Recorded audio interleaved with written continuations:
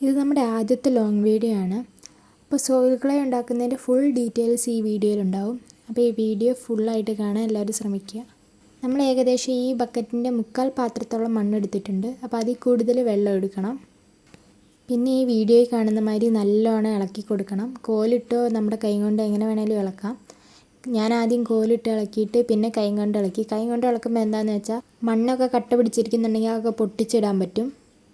പിന്നെ ഈ ചെളിവെള്ളം നല്ലോണം ഇളക്കിയിട്ട് ഒരു തുണിയിലേക്ക് അരിപ്പയിലേക്ക് അരിച്ചെടുക്കണം. ഞാനിവിടെ തുണിയാണ് എടുത്തത്. അരിപ്പയാണെങ്കിൽ ഇത്തിരി കൂടെ വലിയ ഓട്ടയായിരിക്കും. അപ്പോൾ 1-2 വട്ടം അരിച്ചെടുക്കേണ്ടി വരും. ഇതിപ്പോൾ തുണി ആയതുകൊണ്ട് ഒരു വട്ടം തന്നെ ഞാൻ അരിച്ചെടുത്തിട്ടുള്ളൂ. ചെളിവെള്ളം നല്ലോണം കൈ വെച്ച് ഇളക്കി നമ്മൾ അരിച്ചെടുത്ത ചെളിവെള്ളം മാത്രം എടുത്ത് ബാക്കി കല്ലും മണ്ണൊക്കെ കളയാവുന്നതാണ്. ഇതിൽ ഈ ഭാഗം മാത്രമാണ് ഇത്തിരി ബുദ്ധിമുട്ടായിട്ടുള്ള, ബാക്കിയെല്ലാം സിമ്പിളാണ്. ഈ ഭാഗം ഇത്തിരി മടുപ്പ് തോന്നാൻ സാധ്യതയുണ്ട്.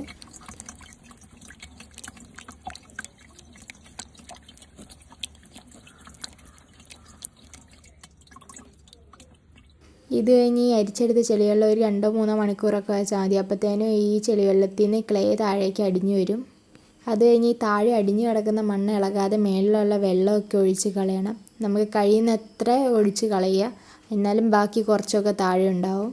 അത് കഴിഞ്ഞൊരു സ്പോഞ്ച് വെച്ച് ഈ വെള്ളം അതിൽ നിന്ന് ഒപ്പിയെടുത്ത് കളയുക.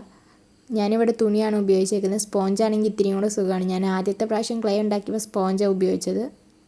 നമുക്ക് കഴിയുന്നത്ര വെള്ളം അതിൽ നിന്ന് ഒപ്പിയെടുത്ത് കളയണം. നമ്മൾ വെള്ളം കഴിയുന്നത്ര കളയണം, അല്ലെങ്കിൽ നമ്മളിത് കിഴിയെട്ടി വെക്കുമ്പോൾ ക്ലേ കുറച്ച് പോകാൻ സാധ്യതയുണ്ട്. അപ്പോൾ നമ്മൾ വെള്ളമൊക്കെ അത്യാവശ്യം നല്ലോണം ഊറ്റിയെടുത്തിട്ടുണ്ട്. എന്നാലും തുള്ളിയൊക്കെ വെള്ളം എന്തായാലും ഉണ്ടാവും. നമുക്ക് മൊത്തത്തിൽ ഊറ്റിയെടുക്കാൻ പറ്റില്ല. കുറച്ചൊക്കെ വെള്ളം ഉണ്ടാവും, അത് കുഴപ്പമില്ല. ഇനി നമ്മളൊരു തുണിയിലേക്കോ തോർത്തിലേക്കോ ആ ചെളി മൊത്തം ഒഴിച്ചു കൊടുക്കണം. ഞാൻ നേരത്തെ ക്ലേ പോകാൻ സാധ്യതയുണ്ടെന്ന് പറഞ്ഞത് ഇവിടെയാണ്. ഇതിൽ കുറച്ചൊക്കെ വെള്ളമൊക്കെ ഉണ്ടെങ്കിൽ ആ ബക്കറ്റിലേക്ക് ചാടിപ്പോയിക്കോളും. വെള്ളം കൂടുതലുണ്ടെങ്കിൽ ക്ലേയും ഈ വെള്ളത്തിൻ്റെ ഒപ്പം കുറച്ച് പോകാൻ സാധ്യതയുണ്ട്. അത് കഴിഞ്ഞ് ഞാനൊരു 12 മണിക്കൂറാണ് ഇത് കിഴിയെട്ടി വെച്ചേക്കുന്നത്. 12 മണിക്കൂർ കഴിഞ്ഞാൽ ഈ കിഴി ഒന്ന് തുറന്ന് അതെല്ലാം പരത്തി ഒന്ന് വെക്കണം.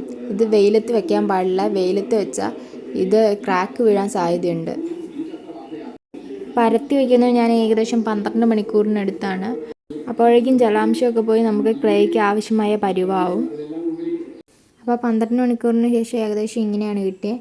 ഇത് നമുക്കിനി ഇഷ്ടമുള്ള ആകൃതിയിലേക്ക് മാറ്റി എടുക്കാവുന്നതാണ്. ഇതിനി ഒരു കാറ്റ് കയറാത്ത പാത്രത്തിലോ അല്ലെങ്കിൽ 3 കവറിലായിട്ടോ കെട്ടി സൂക്ഷിക്കാവുന്നതാണ്. പിന്നെ ആവശ്യാനുസരണം നമുക്ക് ഉപയോഗിക്കാം.